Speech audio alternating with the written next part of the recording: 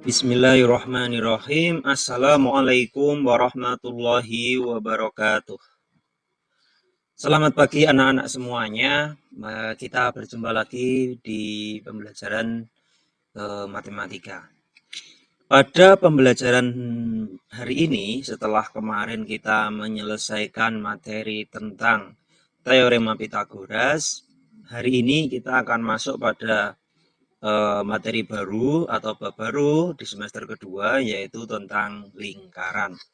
Oke, langsung saja ya anak-anak semua.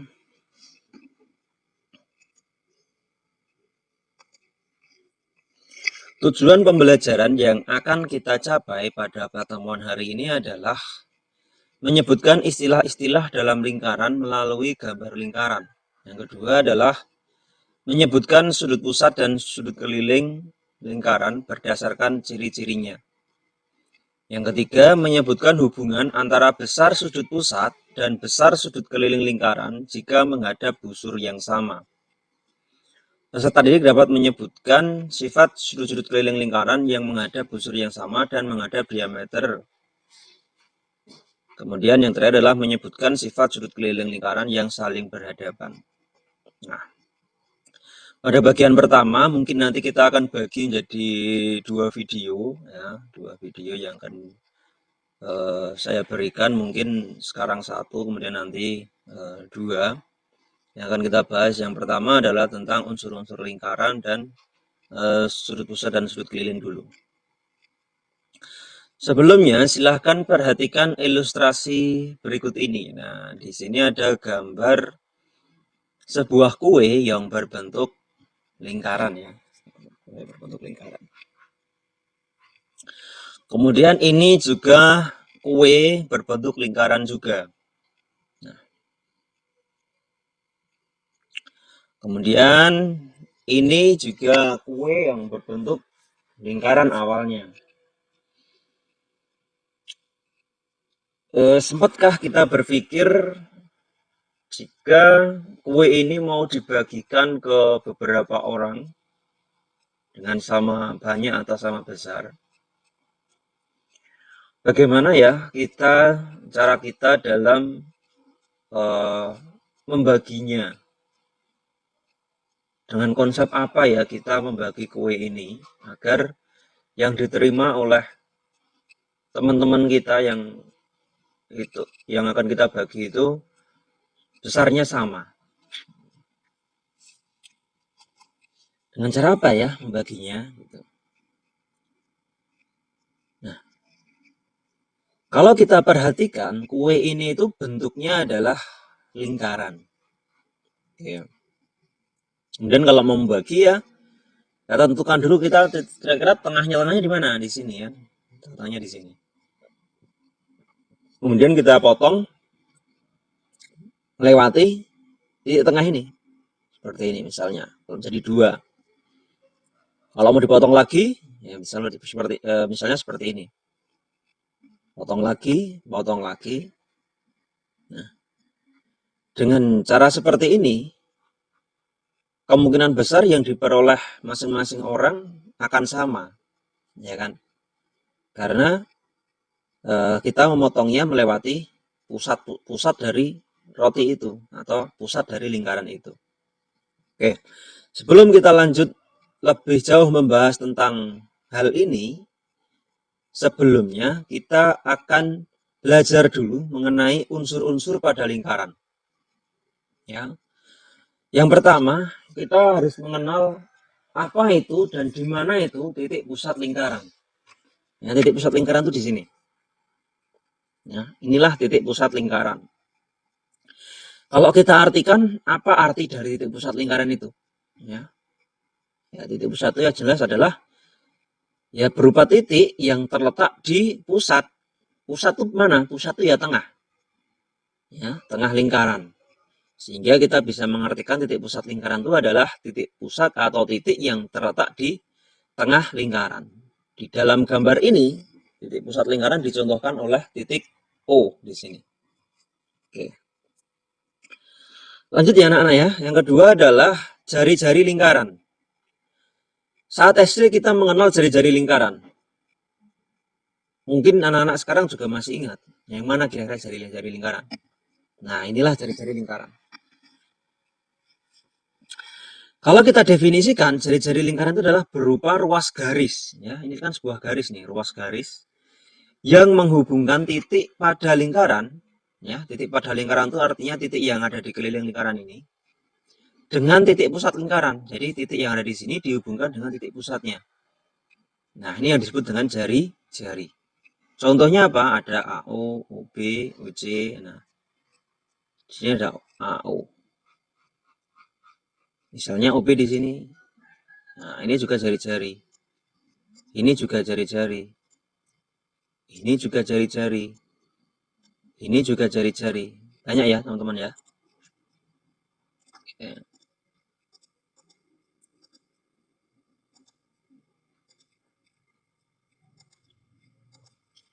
Lanjut ya, Nak. Oke, yang ketiga adalah diameter lingkaran. Diameter lingkaran itu yang mana, anak-anak? Nah, yang ini. Nah, jadi kalau kita definisikan adalah berupa apa ini? Berupa ruas garis tentunya yang menghubungkan dua titik pada lingkaran melalui pusat lingkaran. Jadi bedanya jari-jari tadi apa? Menghubungkan titik pada lingkaran dengan ya, dengan titik pusat. Tapi kalau diameter adalah dua titik pada lingkaran, jadi dua titik pada lingkaran ini tapi melalui titik pusat. Ya, contohnya di sini CB. Selain CB banyak, misalnya kita bikin seperti ini. Nah, garis dari sini ke sini tapi melalui titik pusat. Misalnya lagi bisa juga sini. Ya, misalnya seperti ini. Nah, ini juga boleh. Nah, yang penting apa? Melalui titik pusat. Oke. Paham tiga unsur ini? Tolong diingat-ingat ya anak-anak ya. Oke, yang selanjutnya adalah tentang busur lingkaran. Mana yang termasuk busur lingkaran itu yang mana kira-kira? Nah, busur lingkaran itu yang ini anak-anak. Nah, yang ini. Ya, jadi yang inilah busur lingkaran. Ini. Jadi kalau seandainya kita definisikan apa itu busur lingkaran? Busur lingkaran adalah garis lengkung yang terletak pada lingkaran dan menghubungkan dua titik sembarang di lengkungan lingkaran tersebut. Mohon maaf. Jadi garis lengkung yang terletak pada lingkaran. Nah, ini garis lengkung yang terletak di sini, di pinggir ini, dan menghubungkan dua titik. Dua titiknya sembarang di lingkungan tersebut. Nah, misalnya di lingkungan ini kan ada titik ini sama titik ini dihubungkan. Nah, inilah yang disebut dengan busur lingkaran. Kalau kita cermati dari definisi bahwa busur lingkaran itu adalah garis lengkung yang terletak pada lingkaran, berarti seharusnya nggak hanya ini dong anak-anak. Iya nggak? Seharusnya nggak hanya ini. Karena garis lengkung yang menghubungkan dua titik itu nggak hanya ini. Bisa aja yang mana? Yang ini bisa aja. Nah, bisa aja yang ini. Iya kan? Nah, maka dari itu, busur lingkaran itu dibagi menjadi dua anak-anak. Apa saja? Yang pertama, busur kecil atau biasa kita sebut minor. Yang kedua, busur besar atau biasa kita sebut mayor. Ya. Jadi kalau lengkungan yang pendek itu dinamakan busur kecil atau minor. Kalau yang lengkungan besar seperti yang berwarna biru ini disebut sebagai busur besar atau mayor. Sedangkan simbolnya sama. Jadi AC dan maksudnya adalah titik A dengan titik C dihubungkan dengan garis lengkung. Nah, seperti ini. Ini simbolnya. Ini juga sama. Paham anak-anak tentang busur lingkaran? Oke, ya. Jadi kalau busur lingkaran itu sebenarnya banyak, gitu ya. Misalnya dalam lingkaran ini saja, nggak hanya ini, ya. Misalnya kita ulang, ya. Misalnya nih, jadi kan tadi hanya ini sama ini kan, sebenarnya nggak hanya itu, bisa aja yang ini. Nah, kalau ini berarti ini yang kita sebut sebagai minor. Yang mayor yang mana? Yang mayor yang ini. Ini yang mayor. Gitu. Paham ya anak-anak ya? Oke. Oke, kita lanjutkan. Selanjutnya, selain busur ada tali busur. Kalau tadi busur, sekarang tali busur. Apa itu tali busur, anak-anak? Ya, tali busur tuh ini, anak-anak, ya, yang garis biru ini. Nah, ini ya. Ini tali busur, anak-anak. Kalau kita definisikan, apa arti tali busur, anak-anak? Nah, yang jelas ini kan berupa ruas garis. Jadi definisinya ya harus ada kata-kata ruas garisnya. Sehingga apa? Tali busur adalah ruas garis ya yang menghubungkan dua titik pada lingkaran. Bedanya dengan busur tadi apa? Kalau busur tadi kan garis lengkung, bukan ruas garis. Ya, jadi kalau busur itu garis lengkungnya, kalau tali busur adalah ruas garisnya. Itu. Jadi ya Nana bisa bedakan antara tali busur dengan busur ya. Oke. Sehingga tali busur nggak hanya ini berarti, apalagi bisa aja ini. Ya, tuh bisa aja. Ini juga bisa. Nah, ini juga bisa ini. Dari sini ke sini juga bisa. Gitu. Kenapa? Ya karena definisinya hanya ruas garis yang menghubungkan. Nah, ini yang benar ya. Mohon maaf, ini yang menghubungkan dua titik pada lingkaran, sehingga ini pun bisa. Ya, ini pun bisa. Nah, terus apa bedanya dengan diameter kalau itu, Pak? Gitu. Apa bedanya dengan diameter kalau seperti ini? Ya nggak ada bedanya, anak-anak.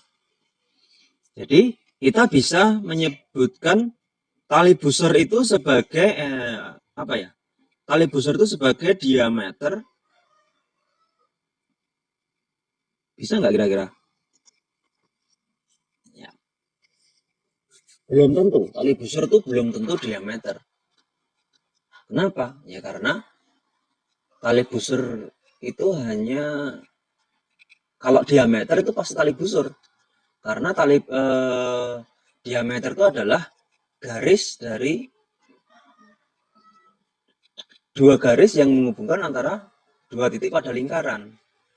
Ya, dua titik pada lingkaran ini. Artinya kita bisa menyebutkan bahwa diameter itu adalah tali busur. Tetapi apa? Tali busur yang melewati titik pusat lingkaran. Itu ya anak-anak. Jadi kita bisa menyebutkan bahwa diameter itu adalah tali busur yang melewati titik pusat lingkaran. Tuh. Yang kedua adalah juring. Ya, yang kedua adalah juring. Yang mana yang juring anak-anak? Juring itu yang ini anak-anak. Ya, ini. Nah, kalau dilihat dari gambar, juring itu adalah sebuah daerah tentunya, ya enggak? Nah, sebuah daerah. Kalau kita definisikan adalah berupa daerah, karena ini adalah daerah ya. Dalamnya ini kan daerah berarti. Di dalam lingkaran, dibatasi oleh dua jari-jari, ini jari-jari, ini jari-jari, dan satu busur lingkaran, ini busurnya. Sehingga bentuknya menjadi seperti ini. Nah, ini yang disebut dengan juring lingkaran. Itu ya anak-anak ya. Oke, kalau dari gambar sini berarti juring itu nggak hanya ini ya anak-anak. Ada mana lagi ya? Bisa aja yang ini bisa. Ya kan? Daerah yang ini juga bisa. Itu. Atau seandainya saya punya jari-jari ke sini, ya, ini juga bisa termasuk juring. Gitu. Karena yang jelas adalah juring itu adalah daerah yang dibatasi oleh dua jari-jari dan satu busur. Ini jari-jari, ini busur, ini jari-jari juga, ini busurnya. Gitu. Itulah juring. Paham anak-anak tentang juring? Harusnya paham ya, karena mudah. Oke, kita lanjutkan selanjutnya adalah tembereng. Mana itu tembereng anak-anak? Tembereng itu yang ini anak-anak. Ya, yang ini. Sehingga kalau kita definisikan apa kira-kira tembereng itu? Daerah juga ini kira-kira, ya kan? daerah juga, tetapi batasnya apa ini? Batasnya kira-kira? Batasnya adalah tali busur dan busur. Jadi bedanya dengan juring tadi adalah kalau juring dibatasi dua jari-jari dan busur lingkaran, kalau tembereng daerah yang dibatasi oleh tali busur dan busur seperti itu. Sehingga kalau kita mau menggambarkan tembereng-tembereng yang lain, bisa aja. Mana misalnya? Ya misalnya saya punya tali busur seperti ini. Gini, ya berarti temberengnya yang mana? Temberengnya berarti bisa yang ini. Ini tembereng. Ya, ini. Nah, itu tembereng. Paham anak-anak? Kita lanjutkan ya kalau paham ya. Oke, selanjutnya adalah tentang apotema. Yang mana apotema itu? Perhatikan gambar berikut ini.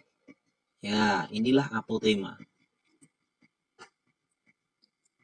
Berupa apa itu? Berupa ruas garis. Ya kan?